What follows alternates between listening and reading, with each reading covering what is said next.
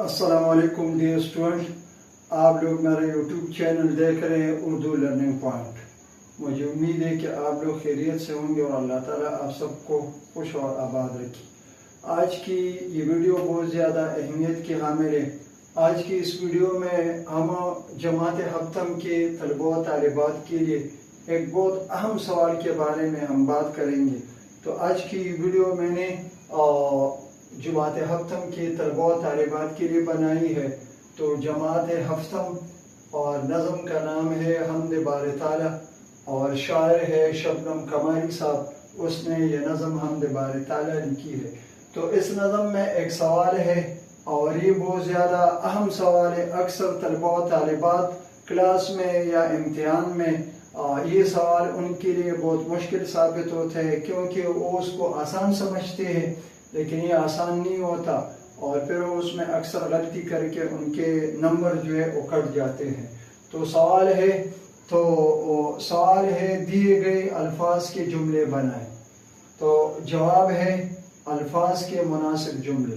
Dear student, دیکھیے، جب آپ کو امتحان میں، پرچے میں یا ٹیسٹ میں آپ کو جو الفاظ دیے جاتے ہیں، جو ورڈز دیے جاتے ہیں، اور آپ کو کہتے ہیں انگلش میں یا اردو میں، انگلش میں کہتے ہیں کہ بھئی ان ورڈز کو اپنے سنٹنس میں اس کو یوز کرے، استعمال کرے، اور اردو میں یہ سوال اس طرح آتا ہے کہ بھئی الفاظ کو، دیے گئے الفاظ کو یا مندرجہ ذیل الفاظ کے جملے بنائے، کہ جس کا مطلب پوری طرح یہ واضح ہو جائے۔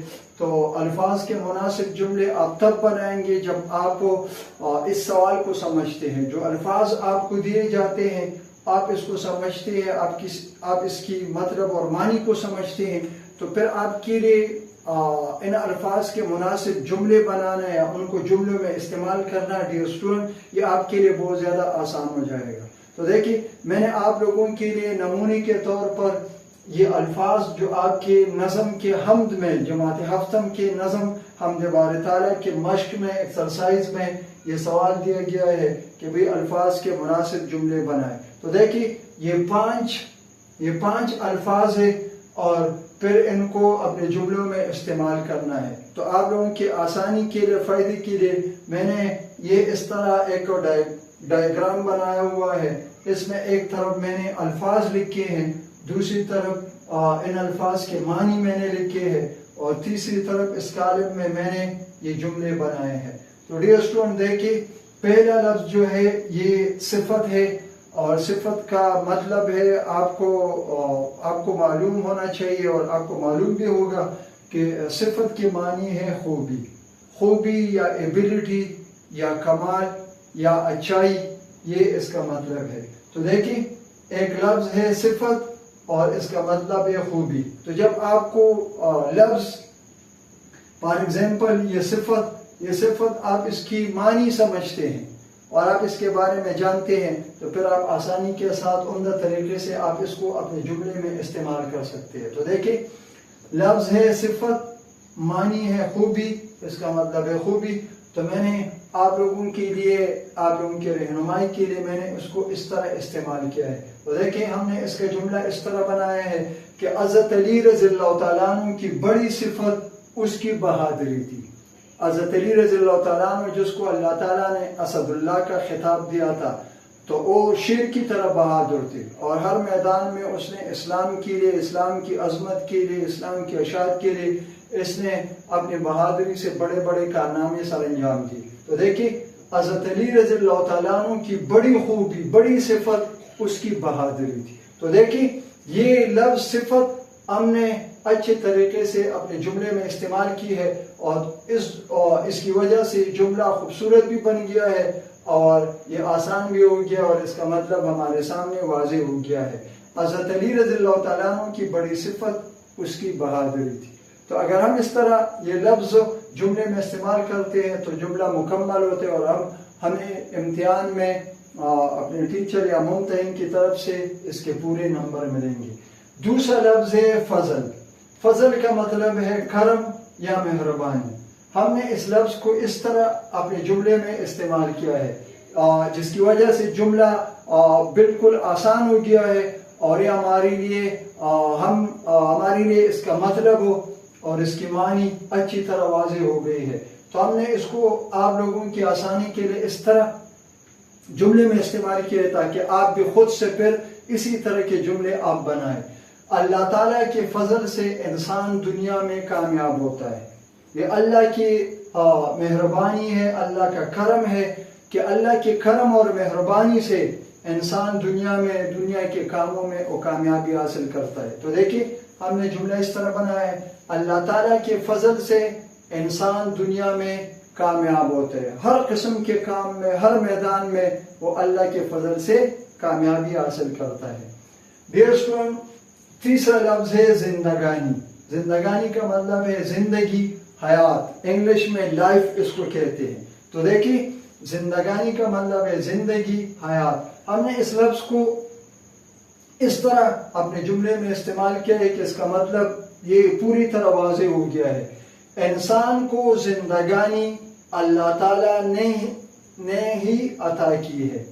انسان کو ایک مرتبہ پھر ڈیئر اسٹوڈنٹ آپ دیکھیے، زندگانی مطلب ہے زندگی یا حیات۔ انسان کو زندگانی اللہ تعالیٰ نے ہی عطا کی ہے۔ انسان کو دنیا میں زندگی اللہ نے دی ہے اور اللہ اس زندگی کا مالک ہے، اور انسان کے پاس یہ زندگی اللہ کی امانت ہے، اور اللہ کی امانت میں وہ خیانت نہیں کر سکتا۔ پھر علماء کہتے، ٹیچر کہتے کہ اللہ یہ موت کے بعد انسان سے ایک سوال اس کی زندگی کے بارے میں کرے گا کہ میں نے تجھے دنیا میں زندگی دی، میں نے دی تھی، اور تو نے اس زندگی کو کس طرح استعمال کیا ہے۔ تو مطلب ہے انسان کو زندگانی اللہ تعالیٰ نے ہی عطا کی ہے اور اللہ اس زندگی کا مالک ہے۔ تو اس سے یہ لفظ جملے میں سے استعمال ہو گیا اور اس کا مطلب پوری طرح ہمارے سامنے واضح ہو گیا ہے۔ چوتھا لفظ ہے عظمت۔ عظمت کا مطلب ہے معنی ہے بڑائی یا شوکت یا اونچائی۔ تو دیکھیے اس لفظ کو ہم نے اس طرح جملے میں استعمال کیا ہے، انسان محنت کرنے کی بدولت دنیا میں عظمت حاصل کر لیتا ہے، یا انسان محنت کرنے کی بدولت دنیا میں عظمت حاصل کرتا ہے۔ جس طرح ایک کہاوت بھی ہے نا، ایک ضرب المثل ہے کہ بھئی محنت میں عظمت ہے، جو لوگ محنت کرتے ہیں وہ دنیا میں کامیابی کی شکل میں ان کو شان و شوکت، بڑائی اور عظمت حاصل ہو جاتی ہے۔ تو دیکھیے انسان محنت کرنے کی بدولت یا محنت کرنے کی وجہ سے دنیا میں عظمت یا کامیابی حاصل کر لیتا ہے۔ تو اس سے یہ جملہ یہ ایک سلیس انداز میں، آسان انداز میں اس کا مطلب ہمارے سامنے واضح ہو گیا ہے اور یہ لفظ جملے میں صحیح طریقے سے استعمال ہو گیا ہے۔ ڈیئر اسٹوڈنٹ، پانچواں لفظ جو ہے وہ ہے خوشنما۔ خوشنما کا مطلب ہے خوبصورت، دیدہ زیب اس کو بھی کہتے ہیں، آپ دلکش بھی اس کو کہہ سکتے ہیں۔ تو خوشنما وہ چیز جو ہمارے نظروں کے سامنے خوبصورت ہو، جو ہمارے دل کو خوش کر دے۔ تو مطلب ہے خوشنما لفظ ہے اور اس کا مطلب ہے خوبصورت۔ اللہ تعالیٰ نے ہم نے اس لفظ کو جملے میں اس طرح استعمال کیا ہے کہ اس کا مطلب اچھی طرح واضح ہو گیا ہے۔ اللہ تعالیٰ نے دنیا میں انسان کے لیے خوشنما پھول اور پل پیدا کیے ہیں۔ ڈیئر اسٹوڈنٹ دیکھیں، ہم دنیا میں چاروں طرف اگر نگاہ دوڑا کے ہم دیکھیں یا نظر اٹھا کے ہم دیکھیں تو اللہ تعالیٰ نے طرح طرح کے یہ خوبصورت اور خوشکن پھول اور مختلف رنگوں کے، خوشبو کے اور مختلف قسم کے رنگوں کے پھل جو جن کا ذائقہ اور رنگ ایک دوسرے سے مختلف ہوتے ہیں، یہ اللہ نے اپنے بندے انسان کے لیے پیدا کیے۔ تو دیکھیے یہ لفظ ہم نے اس طرح استعمال کیے جملے میں کہ جملہ خوبصورت بن گیا ہے۔ اللہ تعالیٰ نے دنیا میں انسان کے لیے خوشنما پھول اور پل پیدا کیے ہیں جو اللہ تعالیٰ کی نعمتیں ہیں اور انسان اس سے لطف اندوز ہوتا ہے۔ تو ڈیئر اسٹوڈنٹ دیکھیے یہ سوال بہت زیادہ آسان ہے، لیکن طلباء کے لیے اس کو سمجھنا، غور سے سمجھنا بہت زیادہ ضروری ہے، اور اگر آپ لوگ اس کو سمجھتے ہیں تو پھر آپ اس کو اسی طرح استعمال کر سکتے ہیں۔ پھر وہ الفاظ مختلف قسم کے ہو اور الفاظ ہو، آپ پھر لفظ کو ادھر لکھتے ہیں، اس کی معنی لکھتے ہیں، اور جب آپ اس لفظ کی معنی کو سمجھتے ہیں تو پھر آپ اس کو ایک ترتیب کے ساتھ پھر آپ اس کو استعمال کر سکتے ہیں اور پھر آپ کو اس کے اچھے نمبر ملیں گے۔ تو ڈیئر اسٹوڈنٹ، مجھے امید ہے کہ آج کی یہ ویڈیو آپ کو پسند آئے گی اور یہ سوال آپ کے لیے پھر امتحان میں ٹیسٹ میں یہ حل کرنا اور اس کو اس سے اس کے اچھے نمبر حاصل کرنا یہ آپ کے لیے آسان ہو جائے گا انشاءاللہ۔ پھر اگلے ویڈیو میں آپ لوگوں سے دوبارہ ملاقات ہوگی، تب تک کے لیے اجازت دیں، اللہ حافظ۔